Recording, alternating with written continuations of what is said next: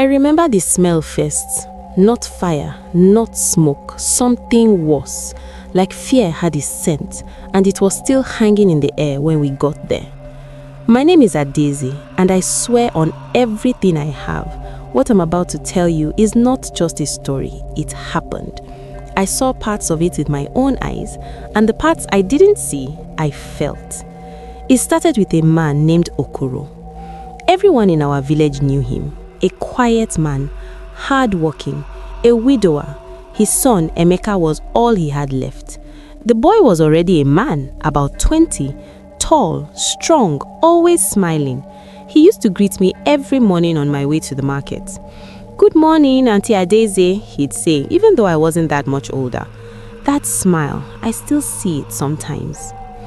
Things got hard that year. Crops failed, prices rose, hunger became normal.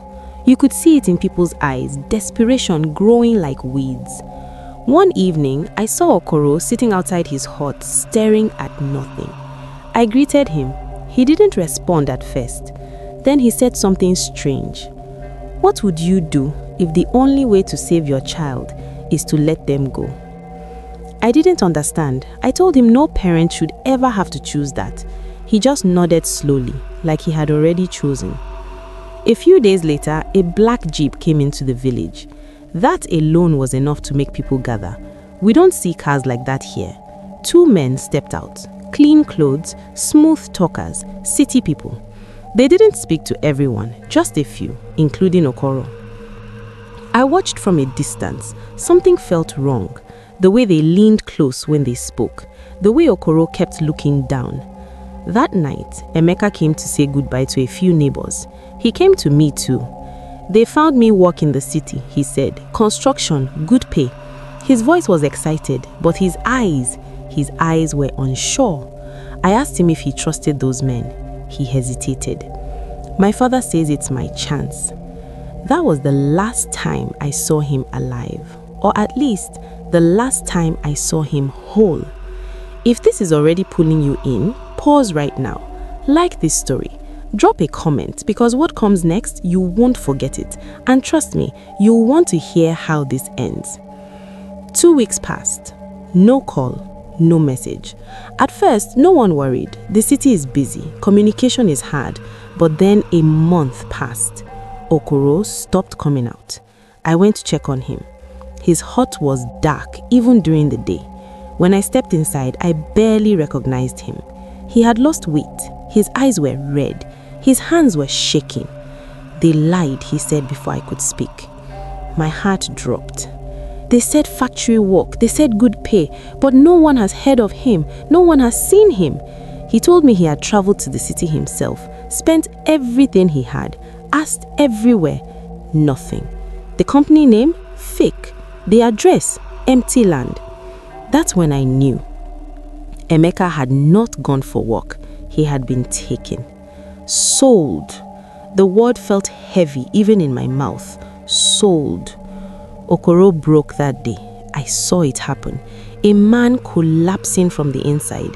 He started blaming himself. I sent him. I handed him over. I tried to comfort him, but there are some pains words cannot touch.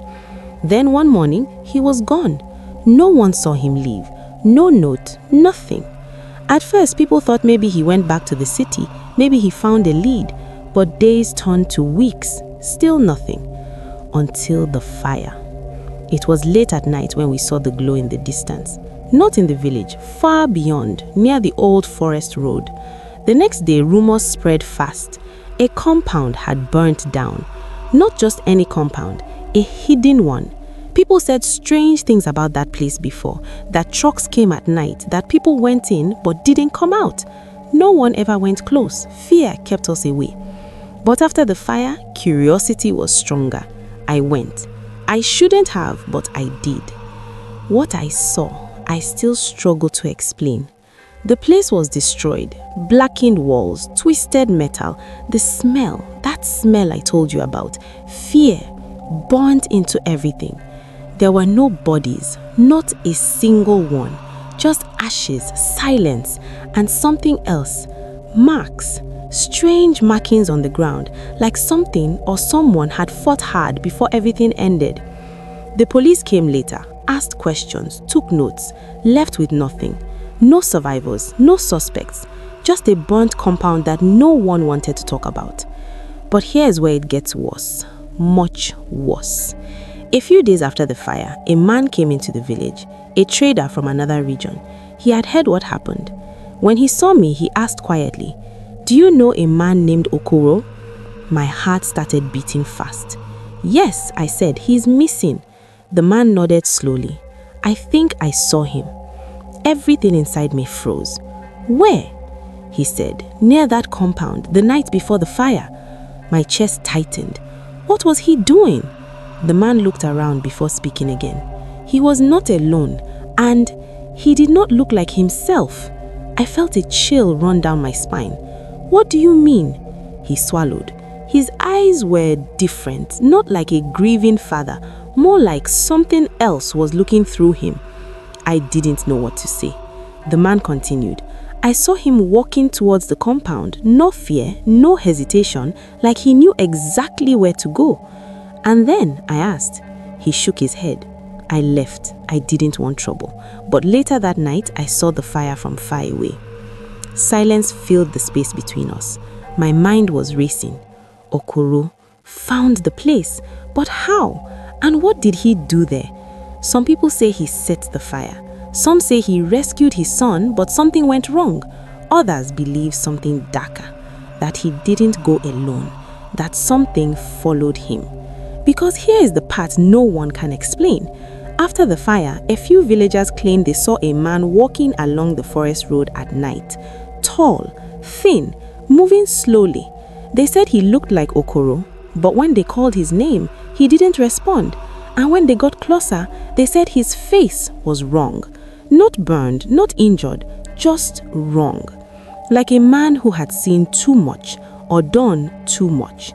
And then he disappeared into the darkness, never to be seen again. Nobody, no trace, just gone.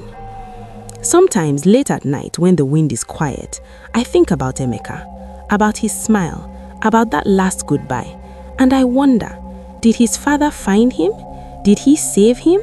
Or did he arrive too late and lose himself trying? And that compound, why were there no bodies? Where did everyone go? Some questions don't have answers, or maybe the answers are too terrible to be told. If you've made it this far, don't just sit with this story alone. Hit that like button, share this with someone who loves real chilling stories, and tell me in the comments, what do you think happened that night? Because I've told you everything I know, everything I saw, and everything I still don't understand. Subscribe if you want more stories like this, the kind that stay with you long after the screen goes dark. Because out here, some fires don't just burn buildings, they burn the truth and leave only shadows behind.